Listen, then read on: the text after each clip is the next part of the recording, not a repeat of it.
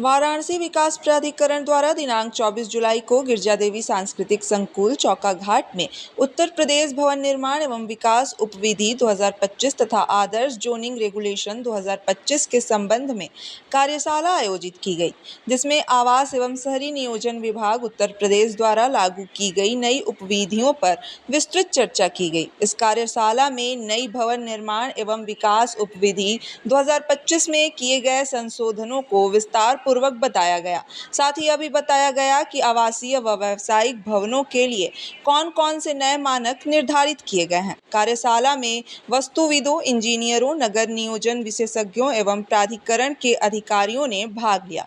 कार्यक्रम का उद्देश्य नगर विकास को सुव्यवस्थित व नियमबद्ध करना और पारदर्शिता सुनिश्चित करना था। उत्तर प्रदेश विकास प्राधिकरण भवन निर्माण व विकास उपविधि 2025 के कार्यशाला में इस वक्त हम मौजूद हैं। आपको बता दें कि यह आयोजित हुआ है यहाँ पे चौका घाट पर, और आज कार्यक्रम में काफ़ी लोग यहाँ पे मंत्रीगण जो है वो भी मौजूद हैं। आइए उनसे भी बातचीत करेंगे। इस कार्यक्रम के आयोजन क्यों किया गया, क्या उद्देश्य है, इसके बारे में भी जानते हैं। देखिए, विकास प्राधिकरण की कार्यशाला में हम मौजूद हैं और हमारे साथ यहाँ पे विधायक सौरभ श्रीवास्तव जी मौजूद है। उनसे भी बातचीत करते हैं और आज के कार्यशाला का जो आयोजन हुआ है उसे लेकर भी जानकारी लेते हैं। आइए बातचीत करते हैं। सर, स्वागत है हमारे चैनल में आपका। और आपके चैनल के सभी दर्शकों को मेरा प्रणाम। आपसे सबसे पहले ये जानना चाहेंगे, आज आयोजन हुआ है कार्यशाला का विकास प्राधिकरण द्वारा, क्या कुछ कहना चाहेंगे? मेरा देश निरंतर बदल रहा है और देश के साथ देश की आध्यात्मिक राजधानी, विश्व की आध्यात्मिक राजधानी काशी भी बदल रही है। आदरणीय प्रधानमंत्री जी के नेतृत्व में काशी लगातार सजा संवर रही है, आगे बढ़ रही है। और आज वीडियो के जो नए बाईलॉज यहाँ सामने आए हैं, ये निश्चित रूप से हम काशी वासियों के जीवन स्तर को और अच्छा करने में सहायक सिद्ध होंगे।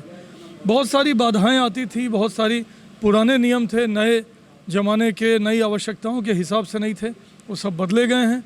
बहुत सारी नई सहूलियतें दी गई हैं।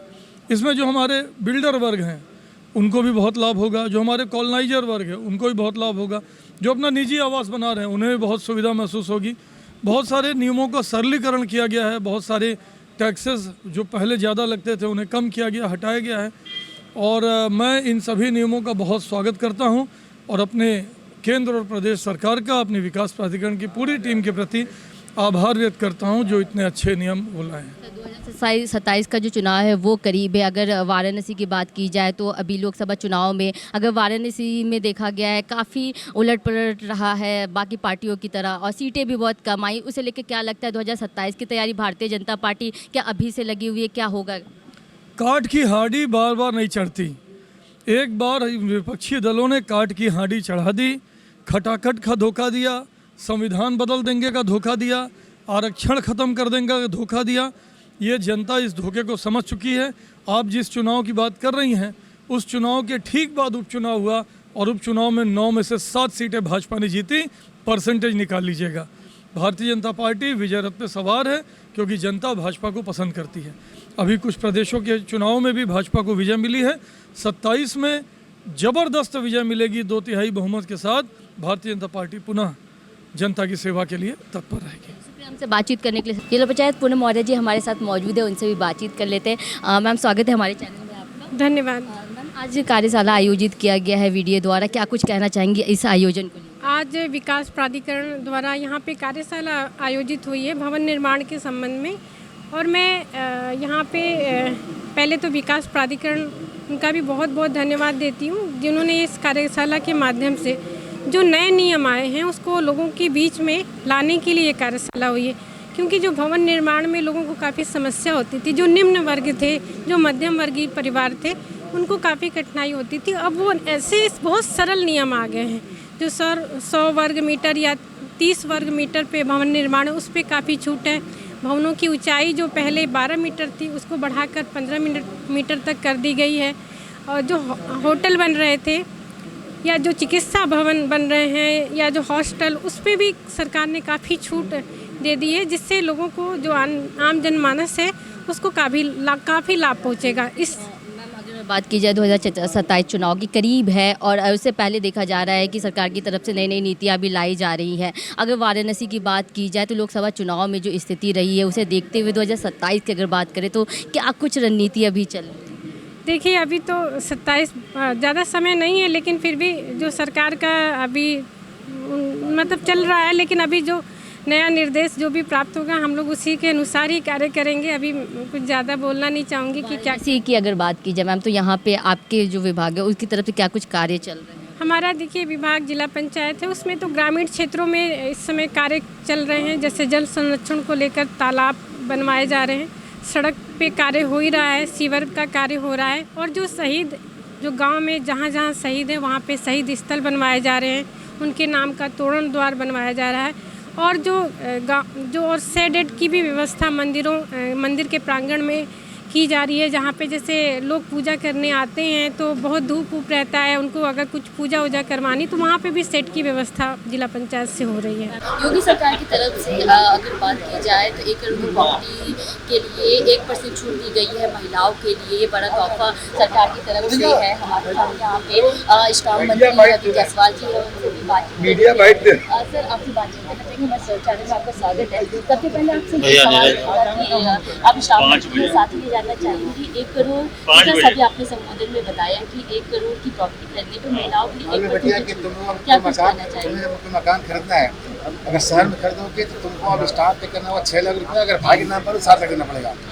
यानी मेल के नाम पर रजिस्ट्री कराओगे तो स्टाम्प पे करना होगा 7% शहर में, और गाँव में 5%। लेकिन अगर फीमेल नाम पर कराओगे, माँ बेटी है बहन है, तो उसमें छूट दिया गया 1% का, उनका 6 लाख होगा। तो 1 लाख रुपए का हर महिला के नाम पर रजिस्ट्री कराने वाले को 1 करोड़ के वैल्यू पर छूट मिलेगा। देखिए महिलाओं के लिए बड़ा तोहफा है आप सरकार की तरफ से, और इस कार्यशाला में आप आए तो इसको लेकर काफी बदलाव देखे गए हैं, निर्माण भवन को लेकर क्या कहना चाहेंगे? विकास पार्षद में शहर को विकसित करने के लिए योजना बनाने का काम है, लेकिन उस योजना के नाम पर लोग गरीब आदमी भ्रमण करते थे। उस योजना में बड़ा बदलाव किया गया है, उसको बोलते हैं उपविधि 2025। अब 1000 तक के एरिया में कोई आदमी मकान बनाता है तो उसको नक्शा पास करने की आवश्यकता नहीं रहेगी। अभी तक एक परंपरा था कि आपको नक्शा पास करना है, गरीब आदमी छोटे दिक्कत होती थी। माननीय मुख्यमंत्री माननीय प्रधानमंत्री ने यह गरीबों के लिए छूट कर दिया है। यहाँ तक कि जो बड़े बिल्डर हैं उनको भी पता है ग्राउंड रेशियो है, वह भी जहाँ पर चौड़ाई सड़क अच्छी है 45 किलोमीटर की है, वहाँ छोटे जनता बना हुआ। दुबई जैसा भी हाई ऊंचाई का बन गया है।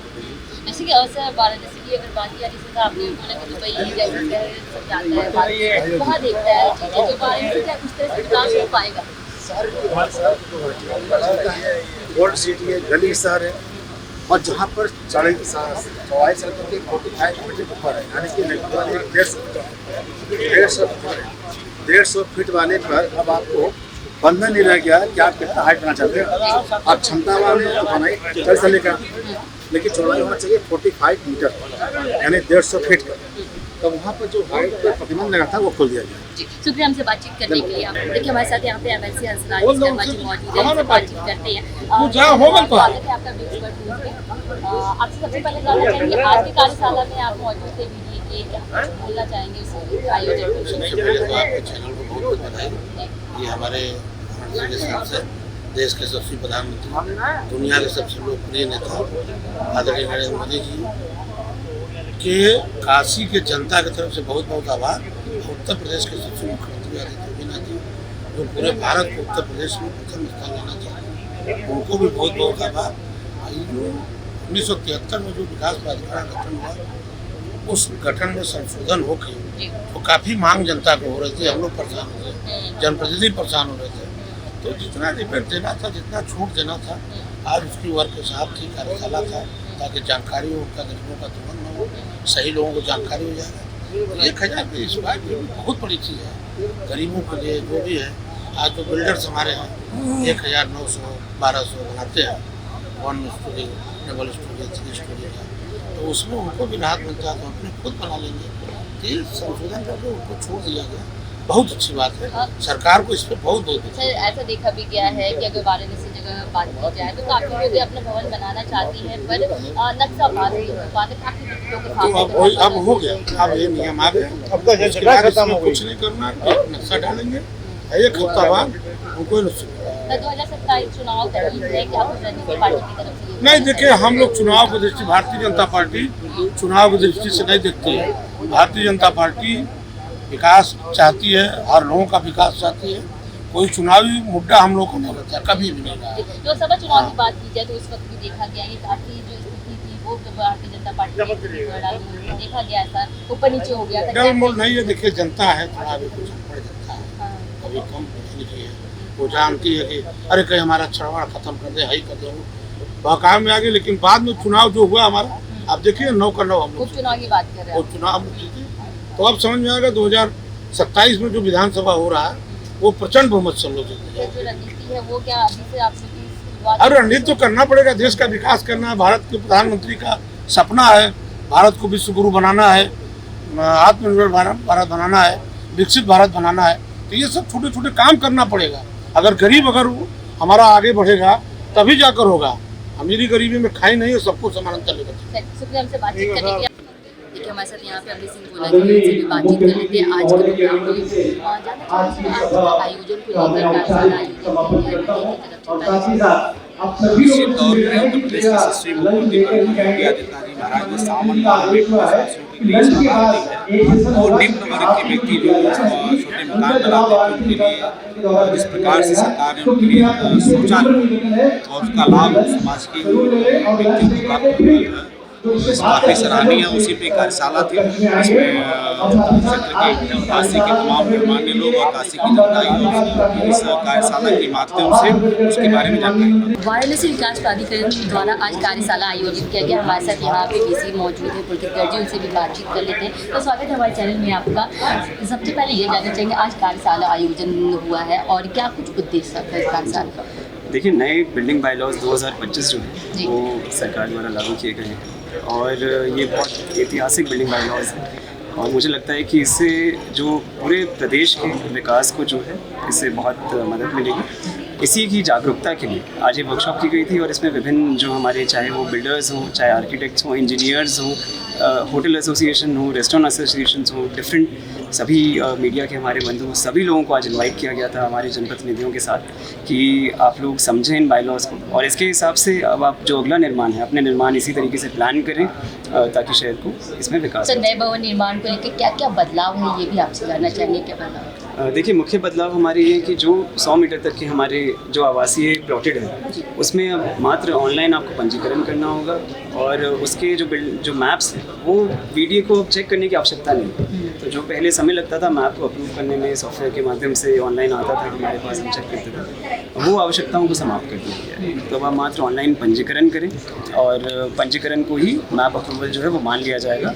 ये एक ट्रस्ट बेस्ड सिस्टम है कि एप्लीकेंट जो है, ये हम मान के चलते हैं कि एप्लीकेंट अपने आर्किटेक्ट के साथ मिलके ऐसा ही बिल्डिंग बनाएंगे जो बिल्डिंग बायलॉज के अंतर्गत होगा और उसी के हिसाब से होगा। जी, और सर काफ़ी आयोजन भी होता रहता है वीडियो द्वारा, उस आयोजनों के बारे में भी जानना चाहेंगे। यूथ से कनेक्ट करने की कोशिश की जाती है और काफ़ी बदलाव भी आ रहे, क्या कहना चाहेंगे आगे कैसे कार्यक्रम रखे जाएंगे आपके? देखिए, हमारे द्वारा कार्यक्रमों के साथ साथ हमारे द्वारा जैसे एक संगीत पथ बनाया गया जी, वो एक मुख्य पहल हमारे द्वारा की गई है कि शहर का जो लिविंग इंडेक्स है, हम चाहते हैं कि शहर का जो विकास है वो सिर्फ सड़कों से या बड़ी इमारतों से नहीं बनता, वो आपकी क्वालिटी ऑफ लाइफ से बनता है। और क्वालिटी ऑफ लाइफ के लिए बहुत ज़रूरी है कि आपके पास चलने के लिए अच्छे फुटपाथ्स हों, जाने के लिए अच्छी जगह हों अपने परिवार के साथ। तो हमारे द्वारा 75 पार्क्स को भी लिया गया है, तो आप जहाँ पे जा सकते हैं, अपने ठहर सकते हैं परिवार के साथ, आप अच्छा समय व्यतीत की जा सकते हैं। तो क्वालिटी ऑफ लाइफ को इम्प्रूव करने के लिए जो है विभिन्न परियोजनाएं। सही, शुक्रिया सर हमसे बातचीत करने के लिए। आप देख सकते हैं इस वक्त हम बात करते विकास प्राधिकरण के जो वीसी हैं उनसे साफ तौर पर उनका यही कहना है कि जो नए नए बदलाव आए हुए हैं उसे लेकर उन्होंने बात किया है और कहना है उनका कि आगे भी जो मानचित्र पास कराने में जिनकी काफ़ी दिक्कतें होती है उनके लिए भी ये जो आयोजन आज का किया गया है कार्यशाला उसे रखा गया था और उनके लिए आसानी होगा। कैमरा पर्सन जितेंद्र के साथ Sonali Patwa, V expert news.